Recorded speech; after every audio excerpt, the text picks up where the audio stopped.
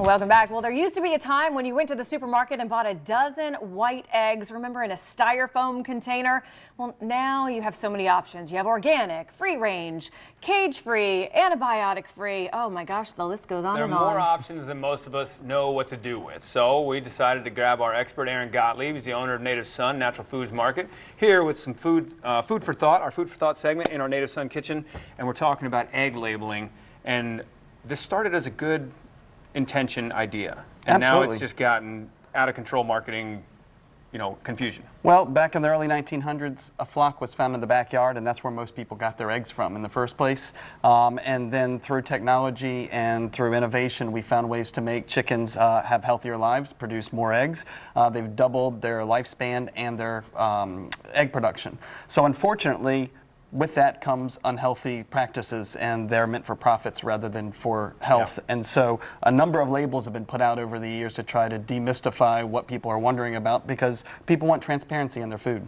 Definitely, I do. I want to make sure I know what is going in my body, and you're paying for it. That's the thing. Yes. So what lives up to your standard then? Well, for us, it's pasture eggs, and pasture eggs that are raised organically. Funny enough, What does pasture egg mean, though? Well, pasteurized or pasture? That's two different things. And I brought an example of both today. So pasture eggs are eggs that the animals are left outside to forage. They still eat some feed, but in general, they're eating bugs and grass, and they end up with a whole different nutritional value. Chickens. They're being chickens. They're being chickens. Yes, that they're doing what they naturally do. And the interesting thing is two different studies. Penn State did one in 2010 and found out that chickens have more vitamin A, and we're talking 35% or more, 10 times the vitamin D, half the cholesterol. So when we hear about eggs are either a perfect food or bad food for you, it really has to do with how they're raised. Yeah. So we have to be careful, though, because here's an example of pasteurized eggs, and does not mean the same thing.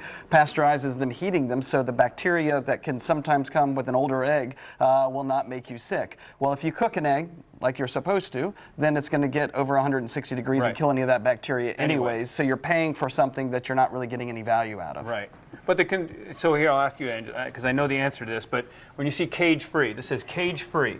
What do you think that means? I think that's natural. I think it's healthy. I think it's come, directly from a chicken who I am going to want to actually consume from. Because, it says on here pasteurized, peace of mind. It's everything that you want it to be in a package. So I think this is healthy. And the problem is this is not up to standard. Well, with cage-free, all it means is they're not in a cage, but they can have up to 1 million chickens in one building, all crowded and fighting for space. So they don't have any access to outdoors, just access to a building. So when you see cage-free and you pay more, you may not be getting what you expect.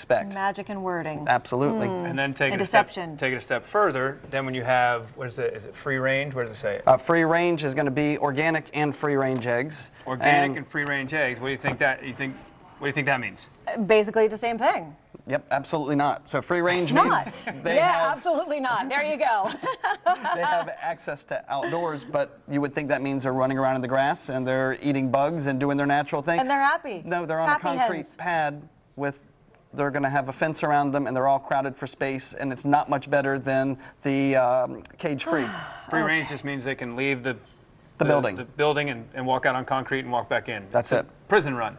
But organic is completely different, because now you do have that aspect, and there is some flaws inside of organic, because free range is the designation, but they can't be treated with antibiotics and hormones, as none of them can be. They do market that as well. But in addition, they're fed organic feed, and that feed ends up not passing pesticides through. And they found that the chicken's digestive tract quickly changes the nutrient profile of the egg.